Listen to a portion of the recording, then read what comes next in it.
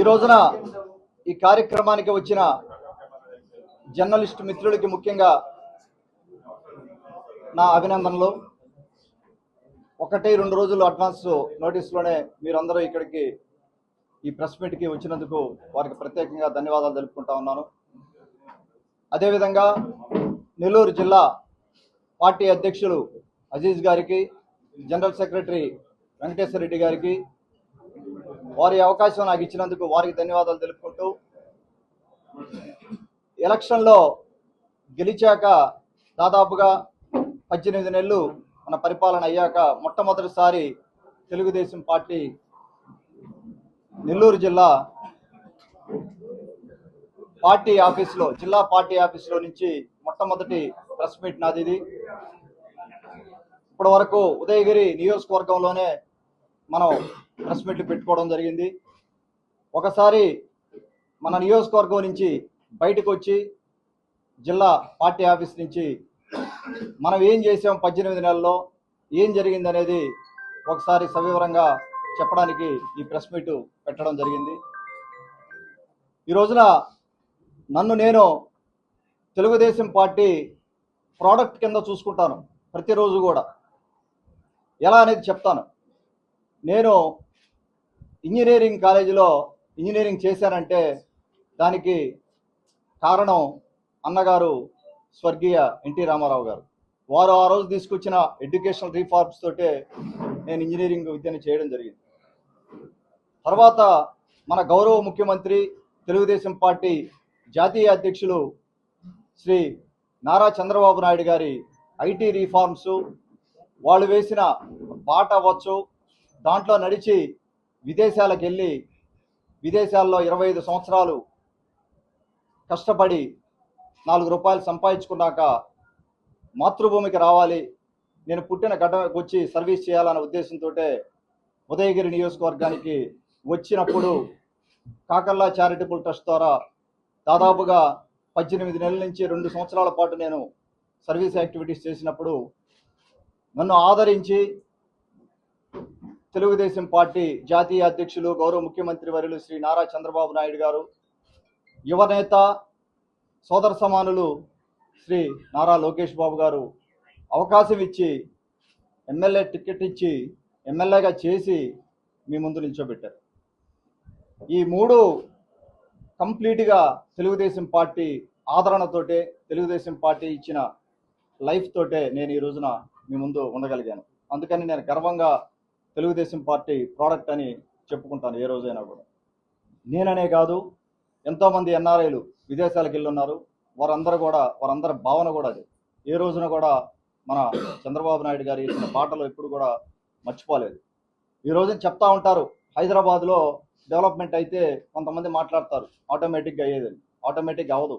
మీరు విదేశాల్లో ఉన్న రాష్ట్రాలను కానీ డెవలప్మెంట్ విధానం అయినా కానీ ఒకసారి మనం అబ్జర్వ్ చేస్తే, ఏ నాయకుడు దూరదృష్టి ఉంటుందో, నాయకుడు దూరదృష్టి ఆలోచన చేసి రిఫార్మ్స్ తీసుకొచ్చిన రాష్ట్రాలే డెవలప్ అయి ఉన్నాయి ఎక్కడైనా కూడా ప్రపంచంలో. మీరు ఒకసారి చూస్తే ఆ రోజున హైదరాబాద్ నగరంలో ఒక బ్లూ ప్రింట్ని రెడీ చేశారు. అది ఎవరికి తెలియదు. ఒక బ్లూ ప్రింట్ని రెడీ చేసి ఎంతో వెసులుబాటు, మల్టీ స్టోర్డ్ బిల్డింగ్స్ వెసులుబాటు ఇచ్చి జీవోలు క్యాన్సిల్ చేసి ఆ రోజున ఒక ఇన్ఫ్రాస్ట్రక్చర్ రెడీ చేసిన దానివల్ల కంపెనీలన్నీ వచ్చి ప్లగిన్ అయ్యి అక్కడ ఎంతోమంది కంపెనీలు వచ్చి ఈ రోజున హైదరాబాద్ మహానగరంగా మారడం జరిగింది. అదేవిధంగా మీరు చూస్తే అమరావతి కూడా అదే పరిస్థితి ఉంటుంది. మీరు రాబోయే రోజుల్లో 30 ఏళ్ల తర్వాత చూసుకుంటే అదే పరిస్థితి. వారు బేస్ ఏర్పాటు చేస్తారు, ఇన్ఫ్రాస్ట్రక్చర్ కానీ ఆ బ్లూ ప్రింట్ కానీ ఏర్పాటు చేసిన తర్వాత ఆటోమేటిక్గా కంపెనీలు వచ్చే పరిస్థితి ఉంటుంది, బిజినెస్ డెవలప్ అయ్యే పరిస్థితి ఉంటుంది. వారి ఆలోచన విధానం అది. వారి నాయకత్వంలో పనిచేయడం అదృష్టంగా భావిస్తూ ఉన్నాను నేను ఈ రోజున. అలాగే లోకేష్ బాబు గారు చూశారు. ఈ రోజున చూస్తే దాదాపుగా 10 లక్షల కోట్లు పైన పెట్టుబడులు తీసుకొచ్చారు. గూగుల్ డేటా సెంటర్ దగ్గర నుంచి మొదలు పెడితే 18 నెలలు అహర్నిశలు బయట తిరగడం కానీ, ఇక్కడ తిరగడం కానీ, ప్రతి నిత్యం ఒక జాబ్ క్రియేట్ చేయాలి, యువతకి ఉద్యోగాలు ఇవ్వాలి, మహిళలకి ఉద్యోగాలు ఇవ్వాలి అనే ఉద్దేశంతో ముందుకెళ్ళడం జరుగుతూ ఉంది. మీరు చూశారు డిఎస్సిలో ఎంతమందికి ఉద్యోగాలు ఇచ్చారు. అలాగే మన కాన్స్టిట్యున్సీ, మా నియోజకవర్గం నుంచి 119 మందికి డిఎస్సిలో ఉద్యోగాలు రావడం జరిగింది. అలాగే ఈ మధ్య రీసెంట్గా కానిస్టేబుల్ నియామకం అవ్వచ్చు, మన నియోజకవర్గం నుంచి ఉదయగిరి నియోజకవర్గం దాదాపుగా మేము 500 నుంచి దాదాపుగా 600 ఆఫర్ లెటర్లు కానీ 600 మందికి ఉద్యోగాలు మనం ఇప్పించుకోగలిగాం. ఇక్కడ నుంచి మనం జాబ్ మేళాల ద్వారా కానీ రకరకాల దీనివల్ల. అలాగే ఉదయగిరి నియోజకవర్గానికి ముఖ్యంగా మనకు సహాయం చేసిన ప్రధాన రంగాల్లో మనకు సహాయం చేసిన మన గౌరవ ఉప ముఖ్యమంత్రి జనసేన అధినేత పవన్ కళ్యాణ్ గారికి నా ధన్యవాదాలు తెలుపుకుంటా ఉన్నారు. వారి ద్వారా ఎంతో సహాయం జరిగింది ఈ 18 నెలల్లో. నేను కొద్దిసేపట్లో అవి డీటెయిల్స్ చెప్తాను. అలాగే మన గౌరవ మంత్రివర్యులు నారాయణ గారు, వారు అన్నా క్యాంటీన్ అడగగానే అన్నా క్యాంటీన్ ఇచ్చి ఆదరించడం జరిగింది. అలాగే మన గౌరవ దేవాదాయ శాఖ మంత్రి రామనారాయణ రెడ్డి గారి నాయకత్వంలో ఎన్నో గుడిలు డెవలప్మెంట్లు చేసుకోగలిగాం. ఇంకొద్ది సేపట్లో అవి కూడా ఎక్స్ప్లెయిన్ చేస్తాను.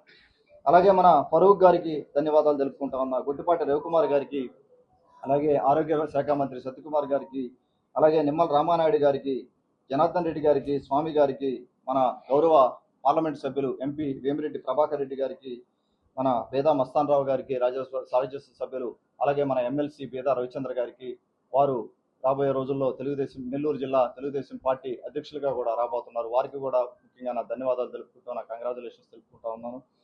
అలాగే ఒకసారి వీరందరి సహాయంతో మనం ఈ రోజున ముందుకెళ్ళడం జరుగుతూ ఉంది. అలాగే మన నుడా చైర్మన్ శ్రీనివాసరెడ్డి గారు ఎంతో ఆదరిస్తూ ఉన్నారు ఉదయగిరి నియోజకవర్గం. వారు కూడా వారి చేతనైనంత వరకు సహాయం చేసి కొన్ని ఫండ్స్ ఇచ్చి మనల్ని ముందుకు తీసుకెళ్లే పరిస్థితి. అలాగే రీసెంట్గా ఎన్నికైన మన మేకపాటి శాంతమ్మ గారికి గ్రంథాలయ చైర్మన్గా ఎన్నికారు. వారికి కూడా నా కంగ్రాచులేషన్స్ చెప్పుకుంటా ఉన్నా, అభినందనలు తెలుపుకుంటా ఉన్నాను. ఒకసారి మనం మన డెవలప్మెంట్ వైజ్ చూస్తే ఉదయగిరి నియోజకవర్గంలో దాదాపుగా 300 కోట్ల రూపాయలు డెవలప్మెంట్ చేసుకోగలిగాం ఈ 18 నెలల్లో కూడా. ఒకసారి మనం ఈ రోడ్ల నిర్మాణం గురించి చూస్తే 150 కోట్లు రోడ్ల నిర్మాణం చేసుకోగలిగాం. వాటిల్లో ముఖ్యంగా మనం చూసుకుంటే కలిగిరి మండలంలోని బొట్టివారిపాలెంలోనే 1,45,00,000 బ్రిడ్జి నిర్మాణం ఒకటి. అలాగే జలదంకి మండలం చామాదుల్లో 65 లక్షలతోటే బ్రిడ్జి నిర్మాణ పనులు. కొండాపురం మండలంలో గానుగుబెంటలో 42 లక్షలతోటే బ్రిడ్జి నిర్మాణ పనులు అవ్వచ్చు. అలాగే కలిగిరి మండల కేంద్రంలోని హైవేపై జునవారిపాలెం దగ్గర బ్రిడ్జి నిర్మాణం అవ్వచ్చు. రోడ్డు మార్గాలపై బ్రిడ్జి అవసరాలు గుర్తించి వాటిని పూర్తి చేశాము. కలిగిరి కొండాపురం రోడ్డు వేగవంతం చేశాము. జలదంకి నుంచి తెల్లబాడు రోడ్డు అవ్వచ్చు, వింజమూరు నుంచి చాకలకొండ రోడ్డు అవ్వచ్చు, వింజమూరు మండలం చాకలకొండ నుంచి ఉరుకుంటపాడు మండలంలోని తిమ్మారెడ్డిపల్లి వరకు 2.5 crores ఒకటి. అలాగే కొండ్రబెట్రకుంట నుంచి బ్రాహ్మణకాక అడ్డ రోడ్డు పోయే ఆ రోడ్డు ఒకటి. ఇలాగా ఎన్నో రోడ్లు దాదాపుగా 1,80,00,000 రూపాయలతోటే ఉరుకుంటపాడు నార్తకొండాపాలెం నుంచి కానీ, అలాగే 1,75,00,000 రూపాయలతోటే కలిగిరి మండలం వెలగపాడు నుంచి కొత్తూరు రోడ్డు ఒకటి. ఇవన్నీ కూడా దీర్ఘకాలిక సమస్యలతోటే దాదాపుగా 20-30 ఏళ్ల నుంచి రోడ్లు లేని పరిస్థితుల నుంచి ఈ రోజున రోడ్లు వేసుకోగలిగాము. అలాగే కలిగిరి మండలం సిద్ధనకొండూరు గ్రామం నుంచి ఆ శివాలయంకి 96 లక్షలతోటి రోడ్డు వేసుకోగలుగుతున్నాం. అలాగే జలదంకి పంచాయతీ కమ్మపాలెం నుంచి అప్రోచ్ రోడ్డు వేసుకోగలుగుతున్నాం. అలాగే చాకలకొండ రోడ్డు నుంచి రావిపాడు రోడ్డు వరకు 85 లక్షల రోడ్డు ఒకటి. అలాగే కొండాపురం మండలం సాయిపేట నుంచి కొమ్మపాలెం వరకు 3,85,00,000తోటే రోడ్డు నిధులు మంజూరు చేయించుకొని రేపొద్దున రాబోయే రోజుల్లో మనం దాన్ని ప్రారంభోత్సవం చేసుకోబోతా ఉన్నాం. అలాగే దొత్తలూరు మండలం నేషనల్ హైవే నుండి వెంగనపాలెం రోడ్డు ఒకటి 2,95,00,000. సీతారాంపురం మండలం నుంచి నేషనల్ హైవే వరకు దేవశెట్టిపల్లిలో 1,05,00,000. అలాగే నెల్లూరుపాలెం నుంచి వింజమూరు రోడ్డుకి 2 కోట్ల రూపాయలు. సంగం నుండి కలిగిరి రోడ్డుకి 50 లక్షల రూపాయలు. ముఖ్యంగా ఈ 3 రోడ్లు, నెల్లూరుపాలెం నుంచి వింజమూరు రోడ్డు, కలిగిరి నుంచి సంగం రోడ్డు, అలాగే మన నందవరం నుంచి ఉదయగిరి రోడ్డు డబుల్ రోడ్ చేయాలనే ఉద్దేశంతో నేను అధికారంలోకి వచ్చినప్పటి నుంచి కూడా దానికి తగ్గ ప్రయత్నం మనం చేస్తూ ఉన్నాం. సిఆర్ఎఫ్ నిధుల కింద మనం ప్రయత్నం చేస్తా ఉన్నాం. ఖచ్చితంగా అయి తీరుతాయి. ఈ లోపల టెంపరీగా ఫిక్స్ చేసుకునే దానికి 2 కోట్ల రూపాయలు మంజూరు చేసుకోవడం జరిగింది. అలాగే సంగం నుంచి కలిగిరి రోడ్డు కూడా చాలా దారుణంగా ఉంది రోడ్డు. ఆ రోడ్డును కూడా ఫిక్స్ చేసుకునే దానికి మనం కొంత 50 లక్షల రూపాయలు డబ్బులు అప్రూవ్ చేసుకోవడం జరిగింది. కావల నుంచి కొండాపురం రోడ్డు ఒకటి 1,30,00,000 రూపాయలు. అలాగే నరేగా నిధులతోటే మనం దాదాపుగా 46 కోట్ల రూపాయలు 2 ఆర్థిక సంవత్సరాలకు గాను 46 కోట్ల రూపాయలతోటే సీసీ రోడ్లు వేసుకోగలిగాం అన్ని విలేజ్ల్లో కూడా. ఈ విధంగా రోడ్లు ఇన్ఫ్రాస్ట్రక్చర్ వైజ్ చూసుకుంటే ఈ నేషనల్ హైవేలు కాకుండానే ఇవన్నీ కూడా మనం చేసుకోగలిగిన పరిస్థితి ఉంది. ఒకసారి హెల్త్ గురించి చూస్తే దాదాపుగా 5.5 కోట్లతోటే మనకు 2 సిహెచ్సి సెంటర్లు ఉన్నాయి. ఉదయగిరి సిహెచ్సి సెంటర్ ఒకటి, వింజమూరు సిహెచ్సి సెంటర్ ఒకటి. 5.5 crores తోటే ఉదయగిరిలోని హాస్పిటల్ని డెవలప్ చేసుకునే దానికి నిధులు మంజూరు చేసుకున్నాం. వారికి ఆరోగ్య శాఖ మంత్రికి ధన్యవాదాలు తెలుపుకుంటా ఉన్నాను. అలాగే వింజమూరులో డయాలసిస్ సెంటర్ ఏర్పాటు చేసుకోవడం జరిగింది. డయాలసిస్ సెంటర్ 30 ఏళ్ల నుంచి మాట్లాడుకుంటా ఉన్నారు, కానీ ఏ రోజున కూడా జరిగిన పరిస్థితి లేదు. మనం రాగానే వితిన్ 6 monthsలో డయాలసిస్ సెంటర్ అక్కడ చేసుకోవడం జరిగింది. అలాగే పెదిరెడ్డిపల్లి, కొండారెడ్డిపల్లి పంచాయతీల్లో విలేజ్ హెల్త్ క్లినిక్లకి 36 లక్షల చొప్పున దాదాపు 72 లక్షల రూపాయలతోటి విలేజ్ హెల్త్ క్లినిక్లు ఏర్పాటు చేసుకోవడం జరుగుతూ ఉంది.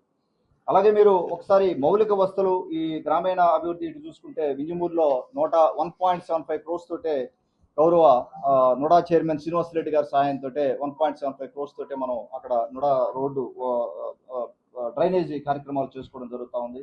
వింజమూరు పట్టణంలో అన్నా క్యాంటీన్ అవ్వచ్చు, అలాగే నియోజకవర్గ పంచాయతీ భవనాల్లో మనం దాదాపుగా 7 పంచాయతీల్లో 7 పంచాయతీ భవనాలకి మనం నిధులు శాంక్షన్ చేసుకోవడం జరిగింది.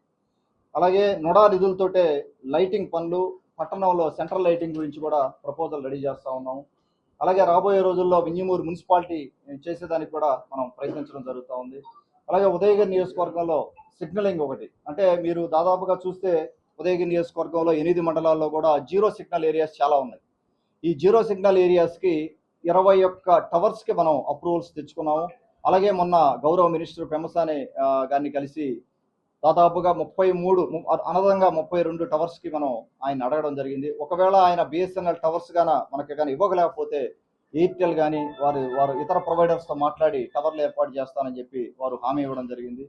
8 మండలాల్లో కూడా ఇంట్లో నుంచి పనిచేసే వాళ్ళు అవ్వచ్చు, రకరకాల సదుపాయాలతోటి ఇంటర్నెట్ జీరో సిగ్నల్ ఉన్న ఏరియాల్లో కూడా మెరుగుపరిచేదానికి మన టెలికాం డైరెక్టర్గా ఉన్న అనుషకి ధన్యవాదాలు తెలుపుకుంటా ఉన్నాను. వారి కృషి ఎంత ఉంది ఇందులో. అలాగే నియోజకవర్గంలో 3 ఫేజ్ పనులు చూసి ఉంటారు మనం. 3 ఫేజ్ పనులు అన్ని విలేజ్ల్లో కూడా దాదాపుగా పూర్తిగా కంప్లీట్ అవ్వడం జరిగింది. కొండాపురం మండలం సాయిపేట మరియు దుత్తలూరు మండలం నందిపాడు నుంచి కూడా సుమారు 3 కోట్ల రూపాయలతోటే నూతన సబ్స్టేషన్లు, 2 సబ్స్టేషన్లు, అలాగే ఇంకొక 3 సబ్స్టేషన్లకి మనం ప్రపోజల్స్ పెట్టున్నాము.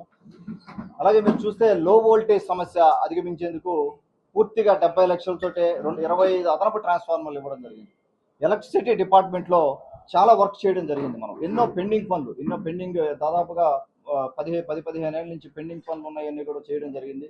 దాదాపుగా 346 కొత్త కరెంట్ స్తంభాలు రీప్లేస్ చేయడం జరిగింది. ట్రాన్స్ఫార్మర్లకు కానీ కండక్టర్ల వైరు కొరకు ప్రతిపాదనలు పెట్టాము.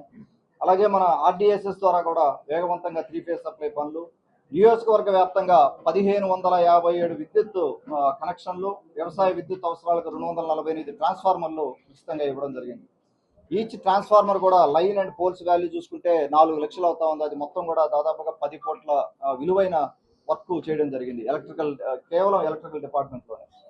అలాగే మనం ఒక్కసారి విద్యారంగం చూసుకుంటే గౌరవ మినిస్టర్ నారా లోకేష్ గారి సహాయంతో 20 ప్రభుత్వ హాస్పిటల్లో మనం 3 కోట్ల రూపాయలు నిధులు మంజూరు చేసుకున్నాం.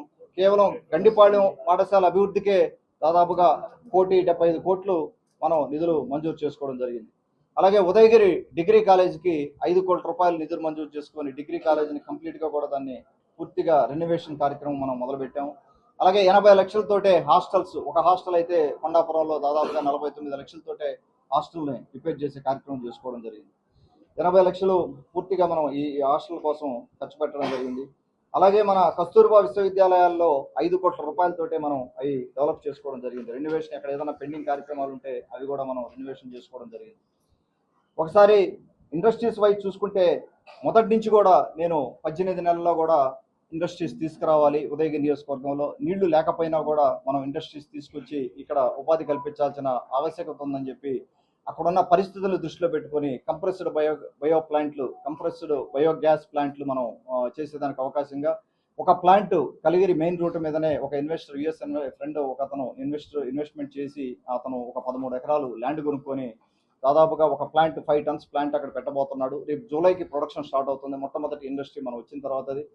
అలాగే రిలయన్స్ వాళ్ళు కూడా ఇండస్ట్రీస్ పెట్టేదానికి ముందుకు వచ్చారు. కంప్రెస్డ్ బయోగ్యాస్ ప్లాంట్లు వాళ్ళు మన దగ్గర ఉన్న భూమి వాళ్ళకి ఇస్తే పంచాయతీ ఆదాయం వస్తుంది. ఎకరానికి 15,000 రూపాయలు వాళ్ళు కౌలు ఇచ్చే పరిస్థితి ఉంటుంది. వాళ్ళు దాంట్లో నేపియర్ గ్రాస్ రైజ్ చేసి ఒక 200 ఎకరాల్లో నేపియర్ గ్రాస్ రైజ్ చేస్తే 5 టన్స్ ప్లాంట్ మనం రన్ చేయొచ్చు. 5 టన్స్కి మనం ఇన్పుట్ ఇవ్వచ్చు. ఆ ఉద్దేశంతో మనం ఆ ప్లాంట్ కూడా పెట్టడం జరుగుతూ ఉంది. అలాగే ఇంకా కూడా చాలా కంపెనీలతోటే మనం మ్యానుఫ్యాక్చరింగ్ అవ్వచ్చు, ఫర్నిచర్ మ్యానుఫ్యాక్చరింగ్ కానీ కొన్ని కంపెనీలతోటే మనం మాట్లాడుతూ ఉన్నాము. రాబోయే రోజుల్లో కూడా కలెక్టర్ గారు కూడా కొంతమందితో మనం డిస్కస్ చేసాం, కలెక్టర్ గారితో కలిసి. అవి కూడా వచ్చే అవకాశం ఉంది. ఆ ఇండస్ట్రీస్ కానీ వస్తే, మహిళలకి కానీ ఉద్యోగం కానీ వస్తే ఉదయగిరి నియోజకవర్గంలో చాలా మంది మహిళలు క్వాలిఫైడ్ మహిళలు ఉన్నారు. వాళ్ళందరికీ కానీ ఉద్యోగాలు వస్తే ఉదయగిరి నియోజకవర్గ రూపురేఖలు మారే పరిస్థితి ఉంటుంది. అలాగే మనకు చింతలదేవిలో బ్రీడింగ్ సెంటర్లో చూసుకుంటే 2,40,00,000 రూపాయలతోటి 18 నెలల్లో మనం చేయడం జరిగింది.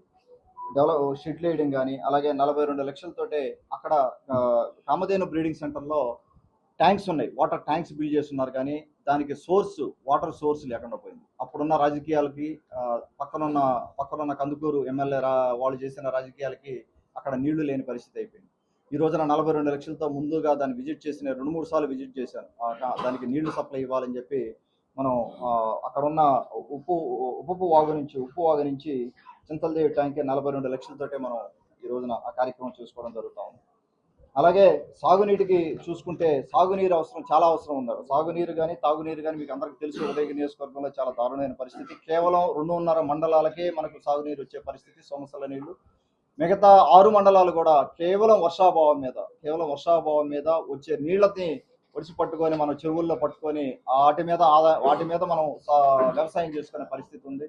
వాటికి మనం రాగానే కూడా 149 చెరువులకి నీటి సంఘాలు ఎలక్షన్స్ పెట్టుకొని రైతు ప్రభుత్వంలో బాబు గారు ఇచ్చిన ఆదేశాలతోటే మనం 149 చెరువుల్ని మనం ముందుకు తీసుకెళ్ళగలిగాం. ఆ చెరువులు రిపేర్లకి దాదాపుగా 7,50,00,000తోటే ఇప్పుడు చెరువు రిపేర్లు మనం చేసుకోబోతా ఉన్నాం. అలాగే 67 కోట్ల రూపాయలతోటే సోమశల ఉత్తర కాలువ వైడనింగ్ పనులు వేగంగా జరుగుతూ ఉన్నాయి. 67 crores తోటే వైడనింగ్ జరుగుతూ ఉన్నాయి. ఇవి కాకుండానే 67 కోట్లు కాకుండానే 300 కోట్లు మనం ఈ రోజున అభివృద్ధి కార్యక్రమాలు చేసుకున్నాం అక్కడ. అలాగే సోమశల ఉత్తర కాలువ అభివృద్ధి పనులు కానీ, గండిపాలెం ప్రాజెక్టు దగ్గర సబ్ కెనాల్స్ సిల్ట్ రిమూవ్ చేసి దాదాపుగా 16,000 ఎకరాలకి ఆయకట్టుకి నీరు ఇవ్వడం జరిగింది. మొదటి నుంచి కూడా మన గవర్నమెంట్ వచ్చిన మొదటి నుంచి కూడా ప్రతి రైతుకి నీరు అందింది. దాదాపుగా 18 నెలల్లో ప్రతి రైతుకి కూడా ఎక్కడా కూడా ఇబ్బంది లేకుండా సంవత్సరానికి 2 సార్లు నీరు అందించి ప్రతి ఎకరా కూడా పండేదానికి అవకాశం ఉండేటట్టుగా మనం ముందుకు పోవడం జరిగింది. అన్ని చెరువులకి కూడా ప్రతి ఒక్క చెరువును కూడా మనం ముందుగా ఐడెంటిఫై చేసి ఎక్కడెక్కడ మనం అవసరం ఉందని చూసుకుంటా ముందుకు వెళ్తా ఉన్నాం. ఇంకొకటి టూరిజం చూసుకుంటే నేను వచ్చిన మొదటి నుంచి కూడా టూరిజం మీద ప్రత్యేక దృష్టి పెట్టాం. మనకేంటంటే ఉదయగిరి పోర్ట్ ఉంది, తర్వాత వెంగమాంబ తల్లి దేవస్థానం ఉంది, అలాగే సిద్ధేశ్వరం టెంపుల్ ఉంది. ఈ 3 టెంపుల్స్ను కూడా మనం అనుసంధానం చేస్తే అది ఒక టూరిజం హబ్ కింద మారే ప్రయత్నం ఉంది. కాబట్టి ఆ విధంగా కృషి చేయడం జరుగుతూ ఉంది. 52 కోట్లతోటే ఉదయగిరి ఫోర్ట్ డెవలప్మెంట్ కానీ, అక్కడున్న దేవాలయాలని అభివృద్ధి చేసేదానికి నిధులు తీసుకురావడానికి ప్రయత్నం చేస్తా ఉన్నాను. ఆ 52 కోట్ల నిధులు కానీ అప్రూవ్ అయితే ఆ ఏరియా కూడా డెవలప్ చేసేదానికి, అలాగే ఉదయగిరి ఫోర్ట్ మీదకి రోడ్డు వేసేదానికి కృషి చేస్తా ఉన్నాం. అది కూడా జరుగుద్ది రాబోయే రోజుల్లో. అలాగే వెంగమాంబ తల్లి దేవస్థానానికి గౌరవ మంత్రివర్యులు ఆనం రామరెడ్డి గారిని తీసుకెళ్లి మొత్తం ఆ పైన ఉన్న ఇల్లు దగ్గర ఉన్న కొండ దగ్గర ఉన్న పైన విగ్రహం కానీ అన్ని చూపెట్టి దాదాపుగా అక్కడికక్కడే 10 కోట్ల రూపాయలతోటే నిధులు మంజూరు చేయించుకొని ఆ 10 కోట్లకి బ్లూ ప్రింట్ రెడీ అవుతా ఉంది ఈ రోజున. అది రెడీ అయిన తర్వాత వెంగమాంబ తల్లి దేవస్థానం కూడా మనం కంప్లీట్ చేసుకొని అది కూడా ముందుకు తీసుకెళ్లే పరిస్థితి ఉంది. అలాగే నల్లగొండ కానీ, గుండెమడగలు కానీ, వేణుగోపాల స్వామి దేవస్థానాల్లో కూడా నిధులు మంజూరు చేసుకుని ఆ రెన్యువేషన్ కూడా చేసుకోవడం జరిగింది. ఇవన్నీ కూడా ఈ డెవలప్మెంట్ కార్యక్రమాలన్నీ కూడా దాదాపుగా నేను ఇంతకుముందు చెప్పినట్టుగా 300 కోట్ల పైచిలకు డెవలప్మెంట్ చేయడం జరిగింది. ఇవి కాకుండా మళ్ళీ ఒక 70 కోట్లతోటి సోమశల వైండింగ్ ప్రాజెక్ట్ ఒకటి చేస్తా ఉన్నాం. రాబోయే రోజుల్లో వెలుగొండ ప్రాజెక్ట్ కంప్లీట్ చేసుకోవాల్సి ఉంది. సోమశల హై కెనాల్ కూడా మనం కంప్లీట్ చేసుకోవాల్సిన అవసరం ఉంది. బాబు గారు ప్రత్యేకంగా దృష్టి పెట్టున్నారు దాని మీద. బాబు గారి సహకారంతో, మన ముఖ్యమంత్రి గారి సహకారంతో అవన్నీ కూడా మనం ముందుకు తీసుకెళ్లే పరిస్థితి ఉంది. ఒకసారి పార్టీ పరంగా చూస్తే, నేను వచ్చిన తర్వాత చూస్తే అక్కడ తెలుగుదేశం పార్టీ గ్రామ స్థాయి నుంచి కూడా మాది 143 పంచాయతీలు ఉన్నాయి, దాదాపుగా 460 విలేజెస్ ఉన్నాయి. 110 కిలోమీటర్ల స్పాన్ తోటే ఉదయగిరి నియోజకవర్గం ఉంటుంది. ఒక దగ్గర నుంచి ఒక దగ్గరికి పోవాలన్నా కూడా ఎక్కువ టైం తీసుకునే పరిస్థితి. అయినా కూడా ఎక్కడ కూడా మా నాయకులు కానీ, మేము కానీ, అన్న విజయరామన్న కానీ, లేకపోతే మన చెంచులబాబు మాజీ జడ్పీ చైర్మన్ చెంచులబాబు గారు కానీ, మన వేణుగోపాల్ రెడ్డి గారు కానీ, మన మాజీ శేఖరన్న కానీ, లేకపోతే శాంతమ్మ గారు కానీ, మాజీ ఎమ్మెల్యేలు కానీ, అందరూ కూడా నాయకులు అందరం కూడా ప్రత్యేకంగా తిరుగుతూ ఎక్కడ అవకాశం దొరికితే అక్కడ ప్రజలను పలకరిస్తా వాళ్ళకి ఏ అవసరాలు చూసుకొని, అలాగే మన కన్వీనర్లు ఇక్కడ ఉన్న వేదిక మీద ఉన్న కన్వీనర్లు కానీ అందరూ ఉన్నారు. దాదాపుగా ఉదయగిరి నియోజకవర్గ 8 మండలాల కొత్త కన్వీనర్లు ఉన్నారు, పాత ఎక్స్ కన్వీనర్లు ఉన్నారు. అలాగే సోమశల ప్రాజెక్టు నీటి సంఘం చైర్మన్ కూడా ఇక్కడే ఉన్నారు. వారందరి సహకారంతో మనం ఈ కార్యక్రమాలన్నీ చేసుకుని ముందుకెళ్తా ఉన్నాం. అలాగే పార్టీ పరంగా చూస్తే గ్రామ స్థాయి నుంచి బలోపేతం చేయాలనే ఉద్దేశంతో గ్రామ కమిటీలకి దాదాపుగా 110 గ్రామ కమిటీలకి నేను వెళ్ళడం జరిగింది. ఇప్పుడు 30-40 ఏళ్ళ నుంచి కూడా పరిష్కారం లేని సమస్యలు అంటే నా చేతనే చేస్తున్నా. ఇప్పుడు చిన్న ఒక ఎగ్జాంపుల్ చెప్తాను మీకు. ఉదయగిరి టౌన్లో మోచే క్యాస్ట్ అని ఉంటుంది. ఆ క్యాస్ట్ సమస్య ఉన్నది. ఒక 30 కుటుంబాలు అనుకుంటా, దగ్గర 30 కుటుంబాలు ఉదయగిరిలో. ఇప్పుడు కాదన్న, దాదాపు 20 ఏళ్ళ నుంచి సమస్య అట్లా నాంతానే ఉన్నది. అది ఆర్టీఓ గారిని గట్టిగా పట్టుకొని కింద మీద పడి మొత్తం మీద ఆ సమస్యను పరిష్కారం చేశారు. అట్లా చాలా చోట్ల ఎలక్ట్రికల్ కనెక్షన్ లేకపోతే ఎలక్ట్రికల్ పట్టుకుని చేస్తాను. అంటే నా శక్తి మీద చేయాల్సిన దీర్ఘకాలిక సమస్యలన్నీ కూడా నేను పరిష్కారం చేసుకుంటూ వస్తున్నాను. అంతా తెలుసు అడిగి రాబోయే రోజుల్లో నేను పబ్లిష్ చేస్తాను. కానీ ఇరిగేషన్ వరకు వచ్చేసరికి ఏమవుతుందంటే ఇదే నేను చెప్పాను కదా, వెలుగొండ ప్రాజెక్టు కానీ సంవత్సరాల హైకనాల్లో నీళ్లు వస్తే తప్పితే మనకు కృష్ణ జలాలు వస్తే తప్పితే మన సమస్యలు సమస్యలు తీరేవి కాదు. ప్రయత్నం చేస్తా ఉన్నాం కానీ ఇంకా ముందుకు పోవాల్సిన అవసరం ఉంది. పోరాటమే చేయాల్సిన పరిస్థితి రావచ్చు అని అనుకుంటున్నాను. ఎమ్మెల్యే గారు మీరేమో 25 సంవత్సరాలు ఉదయగిరిలో ఉండాలని చెప్పేసి అంటున్నారు. 2029 ఎలక్షన్లో నేను పోటీ చేస్తున్నాను, నాకు సహకరించమని చెప్పేసి ఇప్పుడు నుంచే మీ పార్టీకి చెందినటువంటి తాజా మాది ప్రచారం చేసుకుంటారని తీసుకొచ్చింది. ఎప్పుడైనా ప్రచారం చేసుకోవచ్చు. నేను అదే చెప్పేది. మొన్న ప్రచారం చేసుకున్నారు, టికెట్ విషయంలో జరిగింది. సరే బాబు గారు ఆదరించారు, వచ్చాము. 29 పరిస్థితి అదే. ఎవరైనా ట్రై చేయొచ్చండి. టికెట్ ఎవరు ట్రై చేయకూడదు చెప్పండి. ఏ నాయకుడైనా ట్రై చేయొచ్చు. వాళ్ళకి అవకాశం ఉండి ప్రజలు ఆదరించి గెలుస్తారు అనుకుంటే ఖచ్చితంగా పార్టీ ఎవరికైనా టికెట్ ఇస్తుంది. అంత లేదు. ఆ ప్రయత్నం నేను చేస్తాను. నేను ఖచ్చితంగా నాకు ఆ నమ్మకం. 5 ఏళ్ళు నేను కష్టపడతాను, పార్టీకి కష్టపడతాను. నేను పార్టీ మనిషిని, పార్టీ డెవలప్మెంట్గా ఆలోచిస్తున్నాను. నేను పార్టీ స్ట్రెంగ్తన్ చేయాలి. ఫస్ట్ ఇవన్నీ కాదు. నేను 29 గురించి పెద్దగా ఆలోచించట్లేదు. ముందు పార్టీ స్ట్రెంగ్తన్ చేయాలి. ఖచ్చితంగా నేను 25 ఏళ్ళు ఇక్కడ ఉంటాను. కష్ట సేవలు యథావిధిగా కొనసాగుతున్నాయి. కానీ 1-2 కార్యక్రమాలు ఇంకా రీస్టార్ట్ చేయలేదు. నా చేతనైనంత సహాయం నేను చేస్తాను. ముఖ్యంగా మీరు నాకు అడిగిన ఒక నిమిషం ముఖ్యంగా మీరు అడిగిన గట్టుపల్లిది దయచేసి నేను జర్నలిస్టుల మిత్రులు కూడా నా విజ్ఞప్తి ఏంటంటే మీరు ఎంక్వైరీ చేసుకోండి. ఫ్యాక్ట్స్ నేను చెప్పింది మీరు నమ్మాల్సిన అవసరం లేదు. ఒక చిన్న సెటిల్ అంటే ఒక చిన్న పంచాయతీలో నేను కూర్చున్నట్టు కానీ, ఆ మనుషులు ఎవరైనా సరే నా దగ్గర వచ్చి కూర్చున్నట్టు కానీ, వాళ్ళ ఫోన్ నెంబర్లు నా దగ్గర ఉన్నట్టు కానీ, నేను వాళ్ళతో ఫోన్ మాట్లాడినట్టు కానీ, మా అన్న గురించి చెప్పారు. కాకర్ల వెంకట్ మా పెదనాయన కొడుకు.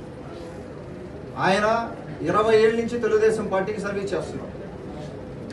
మన సోదర సమానులు మన రామకృష్ణ గారి దగ్గర మూడు ఎలక్షన్స్ చేశారు. మొన్న నాకు ఎలక్షన్లో హెల్ప్ చేశారు. ఒక మండలానికి ఇన్ఛార్జిగా ఉన్నారు. కుటుంబ సభ్యుడు ఎలక్షన్లో హెల్ప్ చేశాడు. తర్వాత ఒక 6 నెలలు అక్కడ ఉన్నారు. ఆయన మీద బుర్ర జరిగింది. ఇప్పుడు ఇతను ఏదేదో మాట్లాడుతున్నాడు. ఆయన ఏదో చెప్పాడు. ఇప్పుడు ఒకరో కూర్చొని డిస్కస్ చేసుకుంటుంటారు. ఏదో సలహా ఎవరో ఇస్తుంటారు. అది చేసుకోండి.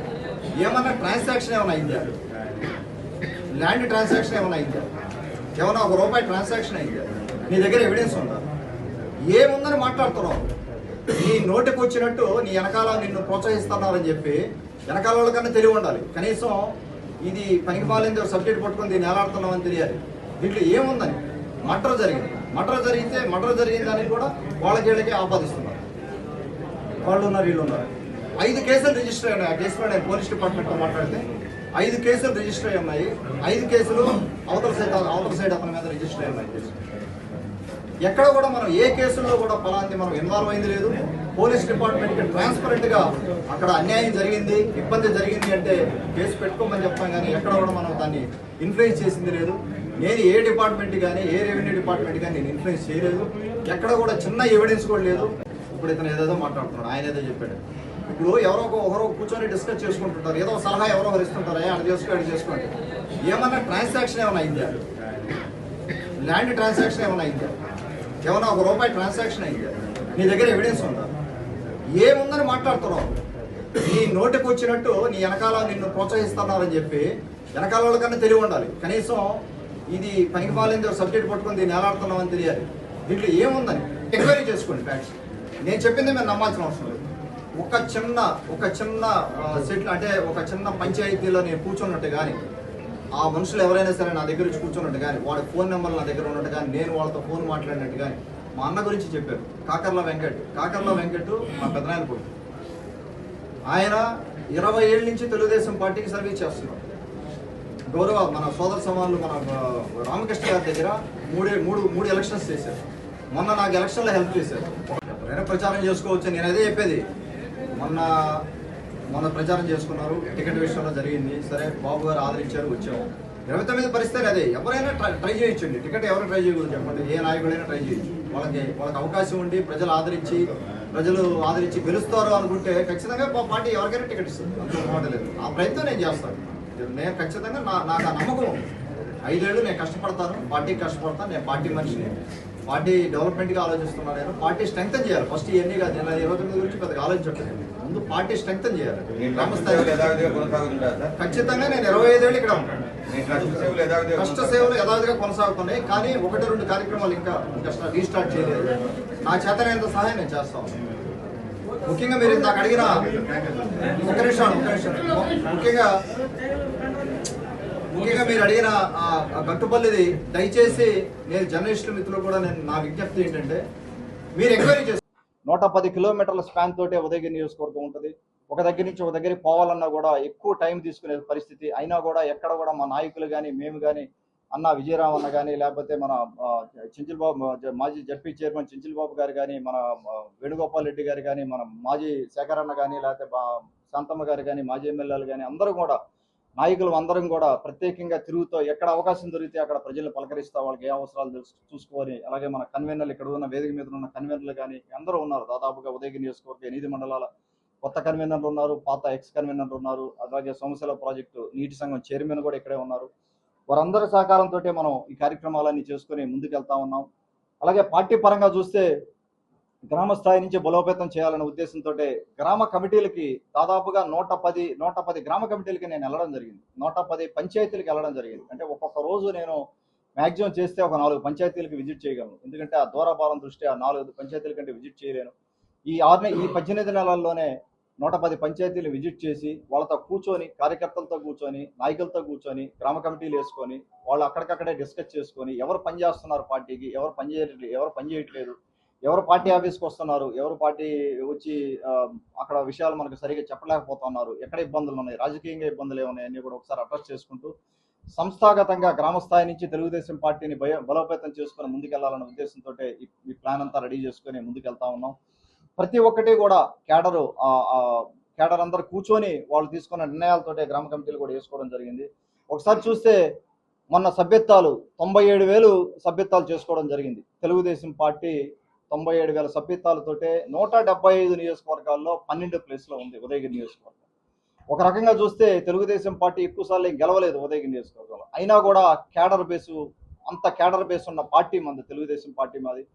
దానికి బలోపేతం చేసుకోవాల్సిన అవసరం ఉంది. మిడిల్ లెవెల్ నాయకులు కానీ, లేకపోతే పంచాయతీ లెవెల్ నాయకులు కానీ, మండల లెవెల్ నాయకులు కానీ అందరినీ కూడా బలోపేతం చేసుకుంటూ మనం ముందుకెళ్లాల్సిన పరిస్థితి ఉంది. కాబట్టి అన్న సహకారంతో ఇక్కడ కూర్చున్న విజయరామ్ అన్న కానీ వీళ్ళందరి సహకారంతో అన్న కూడా చాలా కమిటీలకు రావడం జరిగింది. చించిల్ బాబు అన్న కానీ, లేకపోతే మన ఎల్సీ రమణారెడ్డి గారు కానీ, సీనియర్ నాయకులు అందరూ కూడా ఎవరు అవకాశం దొరికితే వాళ్ళు కూడా నాతో పాటు రావడం జరిగింది. వారి సహకారంతో మనం కమిటీలన్నీ కూడా చాలా వరకు కంప్లీట్ చేసుకున్నాం. ఇంకా కొన్ని వేయాల్సి ఉంది.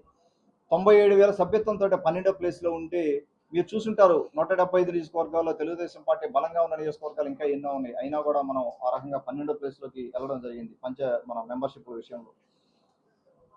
అలాగే ప్రతి సామాజిక వర్గానికి ఓసీ, బీసీ, ఎస్టీ కాలనీల్లో అన్నిట్లో కూడా సామాజిక వర్గాలకి ప్రాధాన్యత ఇస్తూ ఆ ప్రాధాన్యత ప్రకారం కమిటీలు వేసుకుంటా కూడా అందరికీ ప్రాధాన్యత ఉండాలి. దామాషా ప్రకారం ప్రతి కాలనీలో కూడా, ప్రతి ఎస్టీ కాలనీ కానీ, ఎస్సీ కాలనీ కానీ, లేకపోతే మైనారిటీ సోదరులు కానీ ప్రతి చోట కూడా నాయకులను తయారు చేసుకోవాలి తెలుగుదేశం పార్టీలో నుంచి అని చెప్పి ప్రతి ఒక్కరిని ఎంకరేజ్ చేసి మహిళలకు ప్రాధాన్యం ఇవ్వాలని చెప్పి మహిళలకి ప్రాధాన్యం ఇచ్చి మహిళలను కూడా అందులో పెట్టుకొని, అలాగే మన ఎలక్షన్ ఏజెంట్లుగా ఎవరైతే కూర్చుంటారో వాళ్ళందరూ కూడా అప్రిషియేట్ చేసే కార్యక్రమం పెట్టుకొని, ఎందుకంటే వారు ఆ రోజున కూర్చొని ఎలక్షన్ చేయకపోతే ఈ రోజున మేము కూర్చొని ఉండే పరిస్థితి లేదు. వారిని కూడా అప్రిషియేట్ చేసుకొని ముందుకు వెళ్తా ఉన్నాం. మనం వీలైన సమస్యలు అక్కడే గ్రామ కమిటీలకు వెళ్ళినప్పుడు ఆ పంచాయతీ సమస్యలని రాసుకోవడం. ఈ రోజున నాకు దాదాపుగా 143 పంచాయతీల్లో స్పష్టమైన అవగాహన ఉంది. ఏ పంచాయతీకి ఏ అవసరం ఉంది, నేను ఒక్కసారి నా బుక్ ఓపెన్ చేసుకొని చెప్పగలను. ఏ పంచాయతీలో ఏ అవసరం ఉంది, ఎంత డబ్బు దేనికి కావాలి, ఎంత డబ్బులు మనం తెచ్చుకోవాలనే ఉద్దేశం నా దగ్గర క్లియర్గా డేటా ఉంది. ఆ డేటాతోటే మనం ముందుకు పోతా ఉన్నాం. అలాగే మరొక గొప్ప కార్యక్రమం గౌరవ ముఖ్యమంత్రి గారు శ్రీ నారా చంద్రబాబు నాయుడు గారి ఆదరణతోటే, ఆయన దయతోటే సిఆర్ఎంఎఫ్ ఫండ్స్ మీకు తెలిసే ఉంటుంది. దాదాపుగా 18 నెలల్లో 7 కోట్ల రూపాయలు సిఆర్ఎంఎఫ్ నిధులు ఇవ్వడం జరిగింది. 7 కోట్ల రూపాయలు 568 కుటుంబాలకి 7 కోట్ల రూపాయలు మనం నిధులు ఇచ్చుకోవడం జరిగింది ఈ 18 నెలల్లో కూడా.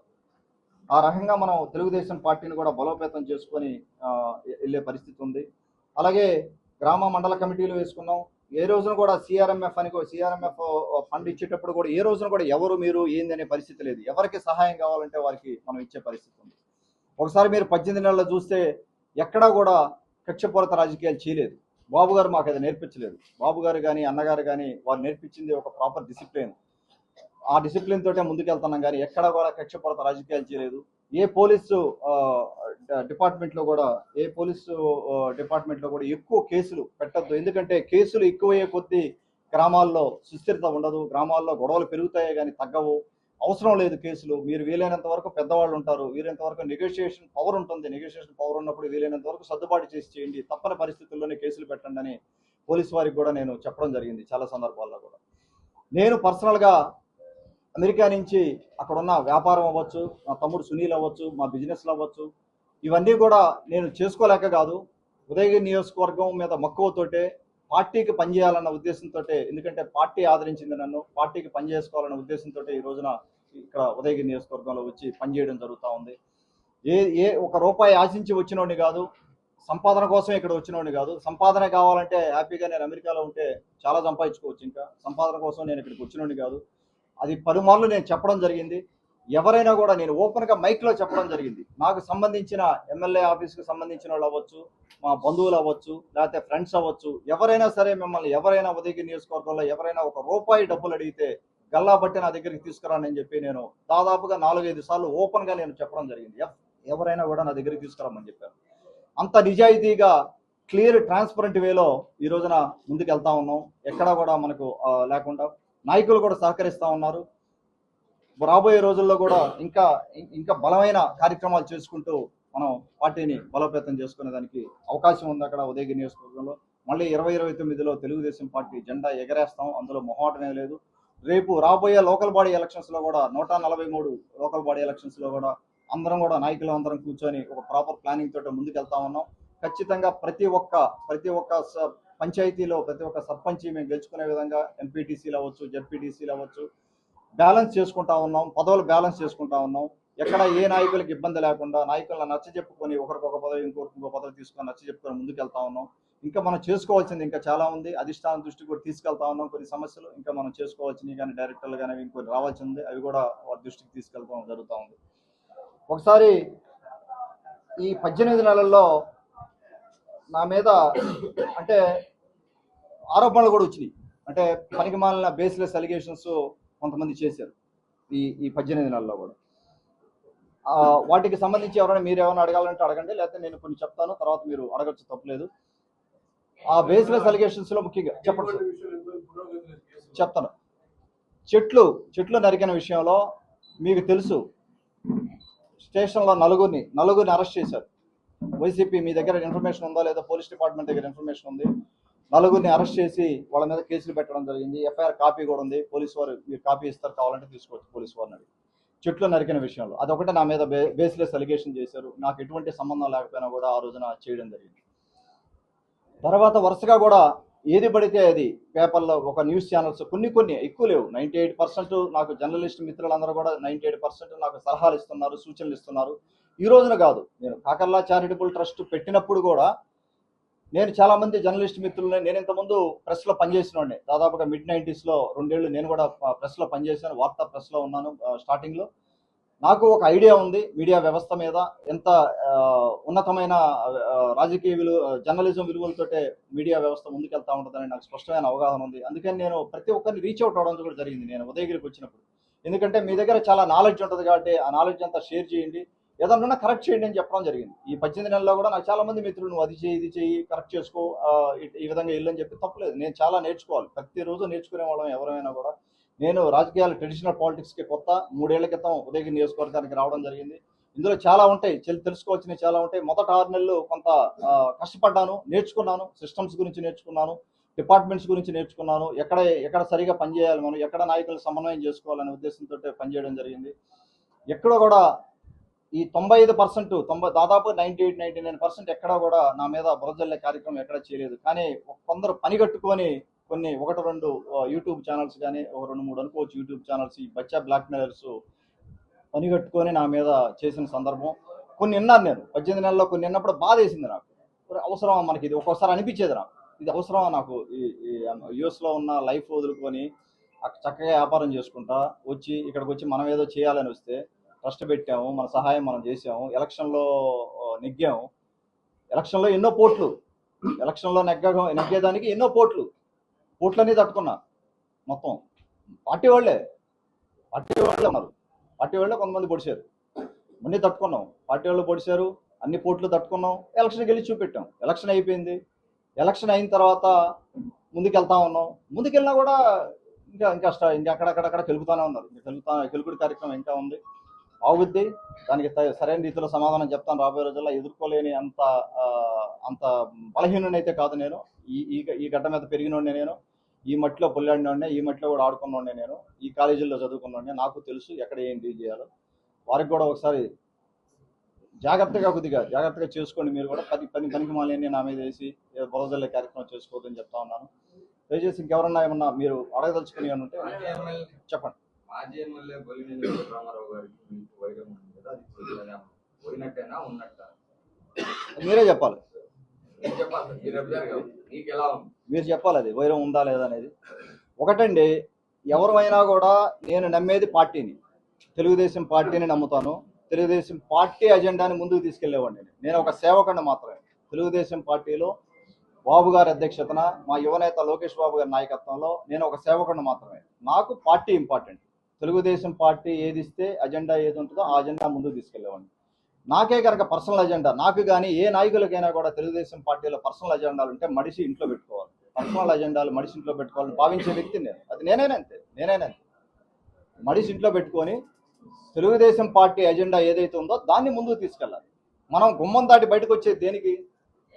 నేను చేశాను అక్కడ ఆర్గనైజేషన్స్లో, చాలా ఆర్గనైజేషన్స్లో చేశాను. కొన్ని వందల మందితో పనిచేశాను, కొన్ని వందల మంది అమెరికన్స్తో పనిచేస్తున్నాను, వాళ్ళ టీముల్లో పనిచేశాను, టీములు లీడ్ చేస్తున్నాను. అందరి మనస్తత్వాలు తెలుసు నాకు, ఏం తెలియనివాడిని ఏం కాదు. ఈ రోజున గుమ్మం దాటి మనం బయటకు వస్తున్నాం అంటే ప్రజాసేవ చేయడానికి బయటకు వస్తాం. ప్రజాసేవ చేయడానికి బయటకు వచ్చినప్పుడు మనకున్న ప్లాట్ఫామ్స్ ఏంటి? ఎన్జిఓ ఆర్గనైజేషన్ పెట్టి ప్రజాసేవ చేయొచ్చు, లేదంటే పార్టీ పరంగా వచ్చి ఒక పార్టీలో చేరి పొలిటికల్గా వెళ్ళి ప్రజాసేవ చేయొచ్చు. 2 మార్గాలు ఉన్నాయి. ఒక మార్గం చేశాను, 2వ మార్గం కూడా చేస్తున్నాను. ఇప్పుడు తెలుగుదేశం పార్టీ అజెండాని ముందుకు తీసుకెళ్లకుండా ఇప్పుడున్న పార్టీలో ఉన్న ఎమ్మెల్యే మీద, లేకపోతే పార్టీ పరంగా కానీ నువ్వు ద్రోహం చేస్తా ఉండి ఇంకా ద్రోహం చేస్తూ ముందుకు పోయే పరిస్థితి ఉన్నప్పుడు అయితే ఎప్పుడేం సమాధానం చెప్పాడు? వాళ్ళు ఆలోచించుకోవాలి. పెద్దోళ్ళు, వయసులో పెద్దోళ్ళు, వాళ్ళు ఆలోచించుకొని మారాల్సిన అవసరం ఉంది. దాన్ని అంతకంటే నేనేం మాట్లాడను. ఎందుకంటే ఆ లాంగ్వేజ్ మాట్లాడే టైప్ కాదు నేను. చదువుకున్నవాడిని. ఒక గొప్ప నేను అమెరికాని ఈ రోజున కూడా నాకు ఎందుకంటే ఇప్పుడు ఎన్నో అవకాశాలు దొరికినాయి అక్కడ. అమెరికాకు పోయిన తర్వాత 25 సంవత్సరాలు ఎంతో నేర్చుకున్నాం. నేనే కాదు, మన తెలుగు వాళ్ళు చాలామంది ఎంతో నేర్చుకున్నారు. సబ్జెక్ట్ వచ్చింది, కేవలం డబ్బే కాదు కదా, సబ్జెక్ట్ వచ్చింది. మనుషుల్ని మనం రూపుదిద్దుకున్నాం, రీషేప్ చేసుకున్నాం. ఏం చేయాలి, మనుషుల పట్ల విలువ, చిన్న పని చేసే ఒక ఎంప్లాయీ పట్ల కూడా ఎంతో గౌరవభావం ఉంటుంది. ఎంతో గౌరవంగా పలకరిస్తాం మనం. ఆ గౌరవం ఇవ్వాలి. ఒకరికి రెస్పెక్ట్ ఇచ్చి రెస్పెక్ట్ తీసుకోవాలనే ఉద్దేశంతో ముందుకెళ్ళాలి. నేను క్లియర్గా ఉన్నాను. మళ్ళీ కూడా పొడుస్తాం, ఇంకా 4-5 ఏళ్ళు పొడుస్తాం అంటే ఏం చేయాలో నాకు తెలుసు. అది ఎదుర్కోలేనంత పిచ్చోని అయితే కాదు నేను. నా పని నేను చేసుకుంటూ ముందుకెళ్తాను. బట్ ఒకటి మటుకు క్లియర్గా చెప్తా ఉన్నాను, అభివృద్ధికి అడ్డం వచ్చి పడుకుంటే మటుకు ఎవడైనా కూడా ఒకడు వస్తే దాటుకొని పోతాను, 10 మంది వస్తే తొక్కుంటూ పోతాను. అందులో మొహమాడమే లేదు నాకు. అభివృద్ధి కోసం వచ్చిన వాళ్ళకి అది దాంట్లో నేను కాంప్రమైజ్ అయ్యే పరిస్థితే లేదు. చెప్పు.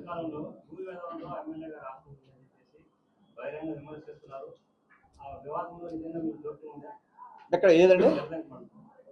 జలదంకి మండలం రీసెంట్గా వస్తా ఉన్నాం. ఒకటండి, నేను ఎమ్మెల్యే అయిన తర్వాత దాదాపుగా 18 నెలలు అయింది. 18 నెలల్లో ఒక 200 పైగా రెవెన్యూ సమస్యలు నా దగ్గరికి వచ్చాయి. 200 రెవెన్యూ సమస్యల్లో అర్జీలు తీసుకొస్తుంటారు. మాకు ఈ సమస్య ఉందని చెప్పి అర్జీలు తీసుకుంటారు. జనరల్గా రెవెన్యూ సమస్య అనేది ఉన్నప్పుడు ఏమవుతుంది, 2 సైడ్లు ఉంటారు. ఒకరికి న్యాయం జరగద్ది, ఇంకొకరికి అన్యాయం జరగద్ది అనేది మనం చెప్పలేము. న్యాయం అయితే ఒకరికే జరుగుతుంది. ఎందుకంటే ల్యాండ్ ఇద్దరికి కాదు కదా. ఏదైనా సమస్య ఉన్నప్పుడు ఒకవైపే విన్ ఉంటుంది, విన్నింగ్ అనేది ఒకవైపే ఉంటుంది. సో మన దగ్గరికి రెవెన్యూ సమస్యలు తీసుకొచ్చేటప్పుడు వాటిని కొంత చూసినప్పుడు మన దగ్గర స్టాఫ్ని కొంత రిటైర్డ్ ఎండిఓ గారిని ఒక ఆయన పెట్టుకున్నాం. ఎందుకంటే ఇవన్నీ కూడా వెరిఫై చేసే టైం నాకు ఉండదు కాబట్టి మన టీం కొంత వెరిఫై చేస్తారు. వెరిఫై చేసిన తర్వాత క్లియర్గా రెవెన్యూ డిపార్ట్మెంట్కి కానీ, అది ఒకవేళ పోలీస్ డిపార్ట్మెంట్కి కానీ, అది ఒకవేళ సివిల్ కేసు అయినా లేకపోతే కోర్టులో తెలుసుకోవాల్సిందైనా కూడా నేను ఇచ్చే డైరెక్షన్ ఏంటంటే, ఆ రూల్ పొజిషన్ ప్రకారం, న్యాయం ఏదంటే అది త్వరితగతిన పరిష్కరించండి. వాళ్ళని కొత్తస్తమానం ఆఫీసుల చుట్టూ తిప్పుకోకుండా త్వరితగతిన పరిష్కరించండి. ఒకవేళ పరిష్కరించలేకపోతే ఇది కోర్టులో ఉంది అని మీరు క్లియర్గా చెప్పండి వాళ్ళకి. చెప్పకపోతే ఏమవుతుందంటే వాళ్ళు నా దగ్గరికి 10 సార్లు తిరుగుతారు రోజు. నన్ను సాల్వ్ చేయమని చెప్పి. లేదంటే రాజకీయ నాయకులు మామూలే, అది ఎమ్మెల్యేగా ఉన్న పర్సన్ దగ్గరికి వాళ్ళ దగ్గర సమస్య ఉన్నప్పుడు తీసుకొని వస్తారు, వెరీ కామన్ అది. అలాగే డిపార్ట్మెంట్కి కూడా కొత్త స్థానం వెళ్తారు. ఆ కొత్త స్థానం వెళ్లకుండా మీరు త్వరితగతిన పరిష్కరించండి అని మనం చెప్తుంటాం. అదేవిధంగా ఈ జలదంకిది కూడా నాకు తర్వాత అసలు వాళ్ళు ఎవరో కూడా తెలియదు. ఒక బోత్ పార్టీస్, ఇటు సైడ్ పార్టీ కానీ అటు సైడ్ పార్టీ కానీ ఇద్దరు 2 పార్టీలు కూడా నా దగ్గర ఫోన్ నెంబర్ కూడా లేదు. వాళ్ళతో నాకు ఒక ఫోటో లేదు, వాళ్ళు అసలు నన్ను కలవలేదు, నేను ఎక్కడా వాళ్ళ పంచాయతీలో కూర్చోలేదు, వాళ్ళు ఎవరో కూడా నాకు తెలియదు. మొన్న మర్డర్ అయినప్పుడు గొట్టిపాటి ప్రసాద్ నాయుడు గారి మర్డర్ అయినప్పుడు ఒక కార్యకర్తను పోగొట్టుకున్నాం, తెలుగుదేశం పార్టీ కార్యకర్తను పోగొట్టుకున్నాం. ఈ పనికిమాలిన రెవెన్యూ సమస్యల వల్ల తెలుగుదేశం పార్టీ కార్యకర్తను పోగొట్టుకున్నాం. ఆ మనిషి ఆ వ్యక్తి మర్డర్ అయిన రోజున నేను ఇమీడియట్గా వెళ్ళడం జరిగింది. కావాలి హాస్పిటల్కి వెళ్ళాను, వాళ్ళ కుటుంబంతో కూర్చున్నాను. ఫెనరల్ జరిగినప్పుడు ఫెనరల్కి వెళ్ళాను. అలాగే వాళ్ళ కుటుంబం మొన్న 2 రోజుల క్రితం వాళ్ళ కుటుంబం నాకు కలిసింది వచ్చి, వాళ్ళు సహాయం అడగడానికి వచ్చారు. ఎందుకంటే వారికి ఉన్న ఇబ్బందులు వారికి ఉంటాయి, ఫైనాన్షియల్ ఇబ్బందులు. వారు సహాయం మాకు సహాయం అండగా ఉండంటే ఖచ్చితంగా అమ్మా అని చెప్పాను. తెలుగుదేశం పార్టీ, మీరు తెలుగుదేశం పార్టీ కార్యకర్తలు. ఎందుకంటే గొట్టిపాటి ప్రసాద్ నాయుడు గారు ఎవరైతే మనం కోల్పోయామో కొట్టిపల్లి పంచాయతీలో, వారు వైసీపీ నుంచి రావడం జరిగింది తెలుగుదేశం పార్టీకి. ఎలక్షన్ ముందు వైసీపీ నుంచి తెలుగుదేశం పార్టీకి రావడం జరిగింది. వచ్చిన తర్వాత మన తెలుగుదేశం పార్టీ చంద్రబాబు నాయుడు గారి లీడర్షిప్ అవ్వచ్చు, నా లీడర్షిప్ అవ్వచ్చు, వాటన్నిటి నమ్మి వారు రావడం జరిగింది. ఈ విధంగా ఒక మనిషిని కోల్పోయాము. వారు ఫ్యామిలీ కూడా మన దగ్గరకు వస్తున్నారు. టార్గెట్ చేసుకుని మీ పార్టీ వాళ్లే వైసీపీ వాళ్ళతో చేతులు కలిపి ఇబ్బంది పెడుతున్నారు. ఇందులో భాగంగానే ఇటీవల మీ మీద ఢిల్లీలో కూడా మానవ హక్కుల కమిషన్ కూడా ఫిర్యాదు చేశారు. ఇది కావాలని మీ పార్టీలో ఉండే కొంతమంది వైసీపీతో చేతులు కలిపి చేస్తున్నారా? చేస్తున్నారు చెప్తున్నారు కదా. నేను కూడా పేర్లు మాట్లాడితే అసహ్యం ఉంటుంది, పేర్లు మాట్లాడితే చాలా అసహ్యం ఉంటుంది. ఎందుకంటే నేను పార్టీ ఏది చెప్తే చేసేవాడిని, పార్టీ ఎజెండాను ముందుకు తీసుకెళ్లేవాడిని. దురదృష్టవశాత్తు పార్టీలోనే ఉన్నారు కాబట్టి నేను మాట్లాడి డెఫినెట్గా తీసుకెళ్తాను. అధిష్టానం దృష్టికి నేను విత్ ప్రూఫ్స్, విత్ ఎవిడెన్సెస్ అన్నీ కూడా పేపర్ రెడీ చేస్తున్నాం. అధిష్టానం దృష్టికి డెఫినెట్గా తీసుకెళ్తాను. గౌరవ ముఖ్యమంత్రి గారి దృష్టికి తీసుకెళ్తాను, లోకేష్ బాబు గారి దృష్టికి డెఫినెట్గా తీసుకెళ్తాను. పేరు చెప్పలేను, ఎందుకంటే అసహ్యంగా ఉంది. ఇంత నీచమైన రాజకీయాలు చేయాల్సిన అవసరం లేదు ఎవరు కూడా. ఎందుకంటే సార్ మీ నియోజకవర్గంలో ఎక్కడ ఏం జరిగినా మీ పేరే చెప్తారు. ఇప్పుడు ఎక్సైజ్ శాఖ అధికారులు బెడ్ షాపులు ఉదయగిరిలో ఎక్కడ పెడతా ఉంటారు. అడిగితే ఎమ్మెల్యే గారు పరిచయం ఉన్నారు, ఎమ్మెల్యే గారు దొరుకుతుందని చెప్తున్నారు. అది ఏ విధంగా అంటే మీ పరిపాలన వ్యవస్థ ఫెయిల్ అయిపోతుందా, అది మీ అనుకునే వాళ్ళు ఏమన్నా మిమ్మల్ని డ్యామేజ్ చేయాలని చూస్తున్నారు? కరెక్ట్ అన్న, మీరు రెండు మాటలు కరెక్ట్గా చెప్పారు మీరు. ఒకటి, నేను కొత్త ఎమ్మెల్యేగా కొత్త, నాకు ఒక 6 నెలలు పట్టింది ఈ సిస్టమ్స్ అర్థం చేసుకొని అందరూ ఎలా వాళ్ళ బిహేవియర్ ఎలా ఉంటుంది, వాళ్ళ ప్లానింగ్, వాళ్ళ స్ట్రాటజీ ఎలా ఉంటుంది, లేకపోతే నేను ఎలా బిహేవ్ చేయాలి, ఇవన్నీ చేసుకునే దానికి ఒక 6 నెలలు పట్టింది. మీరు చెప్పింది 100% రైట్. కొంత నేను కూడా ఇంకా నేర్చుకోవాలేమో, తప్పులేదు, నేర్చుకోవాల్సింది నేర్చుకోవాలి. అధికారుల్లో లెక్కర్ నేను చెప్తానండి, లెక్కర్ విషయంలో అసహ్యం నాకు. లెక్కర్ అంటే సోషల్ డ్రింకింగ్ ఉంటుంది, అమెరికాలో కూడా సోషల్ డ్రింకింగ్ ఉంటుంది, తప్పు లేదు. కానీ ఇది కరెక్ట్ కాదు, ఇక్కడ జరిగేది కరెక్ట్ కాదు, ఈ దేశంలో జరిగేది కరెక్ట్ కాదు. సో లిక్కర్ విషయంలో ఎన్ని షాపులు ఉండేవో నాకు తెలియదు. ఎవరైనా కూడా చిన్న ప్రూఫ్, చిన్న బేసిక్ ఎవిడెన్స్గా నా దగ్గర తీసుకొస్తే ఈ రోజు నేను మొత్తం మానేస్తాను. లిక్కర్ విషయంలో మా నాయకులు కూడా, కనీసం నేనే కాదు, వేదిక మీద కూర్చున్న నాయకులు కూడా లిక్కర్ విషయంలో ఎక్కడ కూడా ఎవరు ఇన్వాల్వ్ అయిన పరిస్థితి లేదు, ఎక్కడ ఒక రూపాయి తీసుకున్న పరిస్థితి లేదు. మీకు తెలిసి జనరల్గా తీసుకుంటుంటారు అనుకుంటుంటారు, బట్ నా విషయంలో అయితే మటుకు మీరు ఎవరైనా సరే తీసుకురండి. అంటే అధికార వ్యవస్థలు విఫలమైన మీరు వాళ్ళ మీద పట్టు లేకుండా ఇటీవల రేషన్ బియ్యం కూడా ₹1 రేషన్ బియ్యం తరలించారు. అది కూడా రేషన్ బియ్యం నిర్ణయం వచ్చింది, చూశాను, నిర్ణయం వచ్చింది. కొంత ఇన్ఫర్మేషన్ తీసుకున్నాను, ఇంకా కూడా తీసుకుంటాను ఇన్ఫర్మేషన్. నేను ఖచ్చితంగా డైరెక్షన్స్ ఇవ్వడం జరిగింది. రైస్ తినే పంది కుక్కలు ఎవరైనా ఇదే చెప్తాం, పంది కుక్కలతో సమానం. నేషన్ పేదల రైసు, పేదలకు సంబంధించిన రైసు ఎంఎల్ఎస్ పాయింట్ నుంచి కానీ తరలిస్తున్నారంటే 2 రకాలు ఇక్కడ. ఇదే వాస్తవంగా అసెంబ్లీలో కూడా మాట్లాడడం జరిగింది. మన గౌరవ శాసనసభ్యులు నా మిత్రులు ఒకటి దీని గురించి మాట్లాడడం జరిగింది. పీడిఎస్ రైస్, దీని గురించి నేను అర్థం చేసుకోవడానికి మొదట్లో నాకు ఐడియా లేదు. ఏంది ఈ రైస్ ఎట్లా అమ్ముతారు, ఈ గోలైంది నాకు అయితే అర్థమైంది. ఇదంతా తర్వాత నేను ఎంక్వైరీ చేసిన తర్వాత, ఇప్పుడు మనం రేషన్ షాప్కి రైస్ ఇస్తారు, 2 కేజీలు రైస్ ఇస్తారు. ఆ రైస్ ఇచ్చిన తర్వాత కొంతమంది రైస్ తీసుకోకుండా వాళ్ళకి ఎండు రేషన్ డీలర్లు డబ్బులు ఇచ్చేస్తారు, డబ్బులకి తీసుకుంటారు. తీసుకొని ఆ రైస్ ఏదైతే అతను గ్యాదర్ చేసుకున్నాడో ఆ రేషన్ కార్డులో అది ఇదంతా కూడా మొత్తం ఎక్కడికెక్కడ చేరాలో ఈ ఒక ప్రాపర్ వ్యవస్థ లేకుండా ఇది కంప్లీట్గా ఇల్లీగల్ రూట్లో కంప్లీట్గా జరుగుతూ ఉంది. ఇది రాష్ట్రం అంతా తెలుసు. ఇది ఉదయగిరి నియోజకవర్గం కాదు, రాష్ట్రం అంతా మనం ఒకవేళ తెలిసినా తెలియనట్టు యాక్ట్ చేయాల్సిందే కానీ అందరికీ తెలిసింది. అది ఒక వేలో లూప్ హోల్ ఉంది. దాన్ని మనం కరెక్ట్ చేసుకోవాల్సిన అవసరం ఉంది. కరెక్ట్ చేసుకోకపోతే ఈ సిస్టమ్ ఇట్నే ఉంటుంది. 2, అసలు ఇక్కడ జరిగింది ఉదయగిరి నియోజకవర్గంలో నాకు వచ్చిన ఇన్ఫర్మేషన్ ఏంటంటే 2 ఎమ్మెల్యేస్ పాయింట్లు ఉన్నాయి.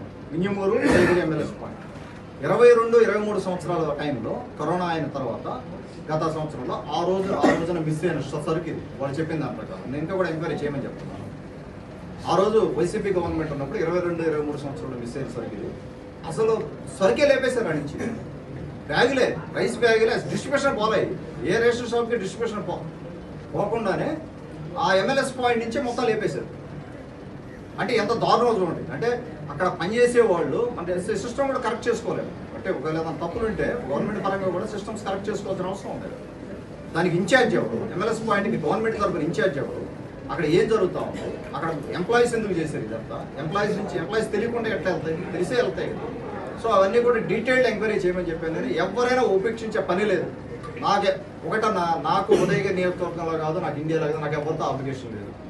నాకు ప్రజలకు సేవ చేయడానికి వచ్చినోండి నేను ఉదయగిరి నియోజకవర్గంలో. ఎవరికి ఏది వచ్చినా కూడా నాకు ఎవరితో అప్లికేషన్ లేదు. నేను మొహాటం లేకుండా మాట్లాడతాను. కూటమి నేతల గురించి ఏం చెప్పలేదు సార్? జనసేన కానీ బీజేపీ వాళ్ళు కూటమి నేతలు డెఫినెట్గా అండి వాళ్ళ నాయకత్వం కూటమి ఉండబట్టే కదా నేను ఇక్కడ కూర్చొని ఉన్నాను. కూటమి ఉండబట్టే ఇక్కడ కూర్చొని ఉన్నాను నేను. గౌరవ చెప్పినట్టుగా మన జనసేన అధినేత పవన్ కళ్యాణ్ గారు కానీ, అలాగే మన బీజేపీ శ్రీ గౌరవ ప్రధానమంత్రి వర్యులు నరేంద్ర మోడీ గారి నాయకత్వం, అలాగే మన ఉదయగిరి నియోజకవర్గంలో కలిసి పనిచేస్తుంటాం.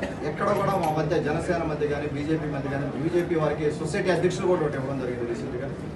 ఏ పదవులు వచ్చినా కూడా 12 పదవుల్లో కానీ ఏ పదవులు వచ్చినా కూడా మనం దాంట్లో ప్రాపర్గా అలొకేషన్ చేసుకొని 3 పార్టీలు కలిసి పనిచేసుకొని ముందుకెళ్తాను. ఏదైనా మీ దృష్టికి ఏదైనా వచ్చినా కూడా దయచేసి నన్ను కరెక్ట్ చేయండి. ఒకవేళ నేను తప్పు చేస్తే కరెక్ట్ చేయండి, తప్పే లేదు. ఫలానా నువ్వు కరెక్ట్ చేయట్లేదు, నువ్వు ఈ వేలో వెళ్ళొచ్చు, ఈ వేలో వెళ్తే నీకు ప్రజలకు ఇంకా మేలు జరుగుద్ది అనుకుంటే ఖచ్చితంగా నేను కరెక్ట్ చేసుకుంటాను. నేనేం మోనార్కని ఏం కాదు కదా, నేను ఒక సేవకుండా మాత్రమే. నేను ఎప్పుడు ఎమ్మెల్యేగా కూడా బిహేవ్ చేయను. బయటకు వస్తే నన్ను ఒక ఎమ్మెల్యేగా కూడా ఎవరు చూడరు. నేను ఎమ్మెల్యేని కూడా ఎవరు నమ్మరు. అమెరికా పోతే అసలు పడుచుకోరు. అసలు మామూలుగా నేను ఇంతకుముందు ఎలా ఉన్నా అలాగే నాకు అటువంటి ఏమి లేవు. చెప్పండి. దాదాపుగా 2020 నవంబర్ నుంచి కూడా సోమశిల హై లెవెల్ కాబట్టి ఫేజ్ 2 పనులు దాదాపు 640 కోట్ల రూపాయలతో మొదలుపెట్టిన పనులు ఇప్పటి వరకు కూడా పూర్తి కాలేదు. అంటే దాదాపు 90,000 ఎకరాలకు ఇప్పుడు సాగునీరు అందించాల్సిన పరిస్థితి ఉంది. ఈ హయాంలో అయినా సరే ఈ సోమశిల హై లెవెల్ కన్నా అంటే ఏఎస్ఆర్ కన్నా ఏమైనా పూర్తి అవకాశం ఉంది. ఖచ్చితంగా సోమశిల హై కెనాల్కి మన గౌరవ మినిస్టర్ గారు, ఇరిగేషన్ మినిస్టర్ రామానాయుడు గారు కానీ, అలాగే రామనారాయణ రెడ్డి గారికి ఐడియా ఉంది దాని గురించి. వాళ్ళకున్న చెరువులు నేషనల్ సోమశిల హై కెనాల్లో మాకు ఉదయగిరి నియోజకవర్గంలో ఒక చెరువు ఉంది, గుండెమడగల చెరువు. గుండెమడగల చెరువులో కొంత వర్క్ జరిగి ఉంది. ఇంకా వర్క్ చేయాల్సిన వర్క్ ఇంకా కొంత ఉంది. దానికి అలొకేషన్ జరిగింది, బడ్జెట్లో అలొకేషన్ జరిగింది. అదేవిధంగా మీరు వెలుగొండ ప్రాజెక్టు కూడా అలొకేషన్ జరిగింది. హోప్ఫుల్లీ ఖచ్చితంగా మన గవర్నమెంట్లో 27 ఎండింగ్కి నీళ్లు వస్తాయని మేము ఆ విధంగా వర్క్ చేయడం జరుగుతుంది. మీకు తెలుసు ఆర్థికంగా ఇబ్బందులు ఉన్నాయి. గవర్నమెంట్ అలొకేషన్లో చేసుకుని ముందుకెళ్లాల్సిన అవసరం ఉంది.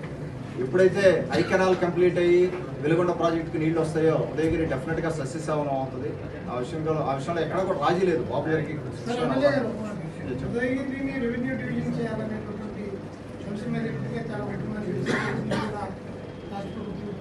ఉద్యమాలు చేసింది జిల్లా కావాలని ఉద్యమాలు చేశారు. కరెక్ట్ అన్నది, అవును, జిల్లా కావాలని ఉద్యమాలు చేశారు. నేనేమన్నానంటే జిల్లా ఉద్యమాలు చేసినప్పుడు కూడా కలిసినప్పుడు అన్న జిల్లా సంఘం తర్వాత ముందు మనం రెవెన్యూ డివిజన్ గట్టిగా అడుగుదామని చెప్పి నేను చేయని ప్రయత్నం లేదన్నా. రెవెన్యూ డివిజన్ ఆనెస్ట్గా చెప్తున్నా కదా, నేను బాబు గారి దగ్గర 2-3 సార్లు నిల్చున్నాను. సార్ మాకు చేయాలి సార్ అనగానే సత్యప్రసాద్ కానీ హింస పెట్టా అన్న మాకు చేయాలి రెవెన్యూ. మొత్తం మీద లాస్ట్లో వెళ్ళింది. ఒకటి గిద్దలూరు ఒకటి మంద ఒకటి 2 లాస్ట్ స్టేజ్కి వెళ్ళింది. ఇంకా అవుతుంది అనుకున్నాము. అయ్యే టైంలో మళ్ళీ ఎక్కువ రిక్వెస్ట్లు వచ్చినట్టున్నాయి రెవెన్యూ డివిజన్ చేయాలని. మనకి 77-78 రెవెన్యూ డివిజన్లు ఉన్నాయి. మనకున్నది 175 నియోజకవర్గాలు. మనకి ఇంకోటి ఏంటంటే పక్కన ఉన్న ఆత్మకూరు కాన్స్టిట్యున్సీ రెవెన్యూ డివిజన్ 5 మండలాలు. అప్పుడు ఆయన మినిస్టర్గా ఉన్నప్పుడు వారు తెచ్చుకున్నారు. అది అదొకటి కొంత ఇబ్బంది అయింది మనకి పక్కనే రెవెన్యూ డివిజన్ ఉండేసరికి. బట్ నేను ఇంకా పుష్ చేస్తున్నాను అన్న, ఖచ్చితంగా నేను బైఫికేషన్ అయితే అదొక ఇబ్బంది ఉంది. మళ్ళీ ఒకవేళ బైఫికేషన్ అవ్వకపోతే మటుకు నేను మళ్ళీ ఇంకొకసారి వెనకాల పడతాను, వెనకాల పడి నేను తెచ్చుకునేదాన్ని పెడతాను. నా ప్రయత్నం అయితే నేను సిన్సియర్గా చేశానన్న రెవెన్యూ డివిజన్ అయితే. Local to global news at your fingertips. మీ చేతిలో ఒక ఆయుధం. Download Raw TV app. Media legend Ravi Prakash is back.